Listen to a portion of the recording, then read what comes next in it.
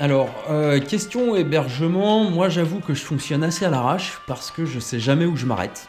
Mais ensuite, si vous souhaitez réserver à l'avance, c'est pas mal de vous renseigner sur les tarots pratiqués, par exemple si vous partez à l'étranger, c'est toujours utile. Ça évite d'avoir des mauvaises surprises et ça vous permet d'adapter votre budget avant de partir. Et pour ça, faut pas hésiter à aller sur le site internet des offices du tourisme pour voir un petit peu qu'est-ce que eux proposent afin de savoir où est-ce que vous allez mettre les pieds.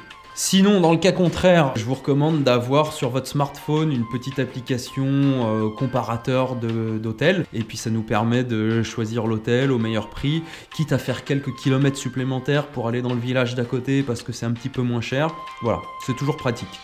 Pour ceux qui veulent camper, alors ça je peux vous en parler parce que c'est mon trip, le camping sauvage, j'adore ça.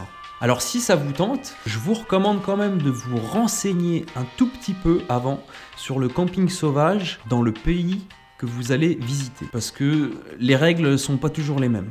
Par exemple, en Inde, le camping sauvage, c'est pas très répandu. Du coup, il y a beaucoup de gens qui m'ont déconseillé de le faire. Je dis pas que c'est impossible, je dis juste c'est pas commun, c'est pas dans les mœurs, et du coup, foutre sa tente au milieu de nulle part, vous pouvez vite vous retrouver avec 10-15 Indiens autour de vous qui vous regardent et qui se demandent qu'est-ce que vous êtes en train de faire, quoi. Autre exemple, le Portugal, par exemple, c'est un pays qui est totalement free sur le camping sauvage, c'est un peu... on s'en fout, tant que tu gênes personne, en gros, voilà. En gros, en France, la loi, elle dit que tu peux camper tant que c'est pas interdit. C'est un peu flou... mais en gros ça veut dire ça passe. Après par exemple si vous êtes à la campagne, faut pas hésiter à aller demander dans les fermes aux propriétaires du champ s'il y a moyen de poser sa tente au fond de son champ juste pour une nuit, c'est juste un petit bivouac et puis vous repartez le lendemain, vous laissez pas traîner de déchets ni rien. En général les mecs disent oui, les mecs sont cool. Mon vrai conseil pour le camping sauvage, c'est de viser des points d'eau, lacs ou rivières. Moi je vous dis ça parce que c'est mon kiff de camper à côté d'un lac ou d'une rivière. Déjà pour la vue, et ensuite parce que souvent c'est des coins assez tranquilles. Et puis c'est aussi plus safe pour faire un petit feu de camp, être pas très loin de l'eau pour pouvoir éteindre vos braises avant de vous coucher ou avant de partir. On sait jamais. Et c'est aussi justement là que c'est cool d'avoir un GPS parce que c'est beaucoup plus simple pour trouver un lac ou une rivière autour de la zone où vous vous trouvez. Avec un GPS, vous pouvez zoomer dans la carte et identifier beaucoup plus simplement les points d'eau, lacs, rivières, etc. C'est toujours bien aussi de prendre la température auprès des locaux. Si on vous regarde bizarrement, 1-1, moyen. Alors que si on vous fait des grands smiles et puis pouce en l'air comme ça, c'est que vous avez toutes vos chances pour que ça passe. Bon, donc qui dit camping, dit tente. Voilà ma tente, une tente d'alpinisme, c'est tout petit, ça pèse 1,7 kg, à moto ça rentre dans n'importe quel sac.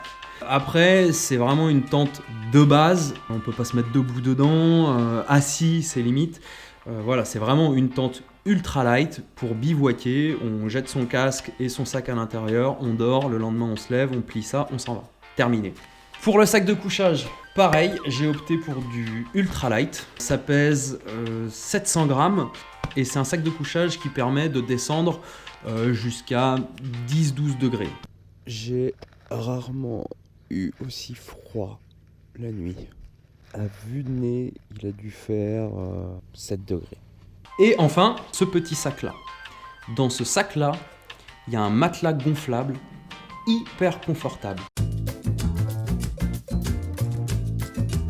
Ça pèse 600 grammes, j'ai presque envie de dire, ça rentre dans la poche de votre jean.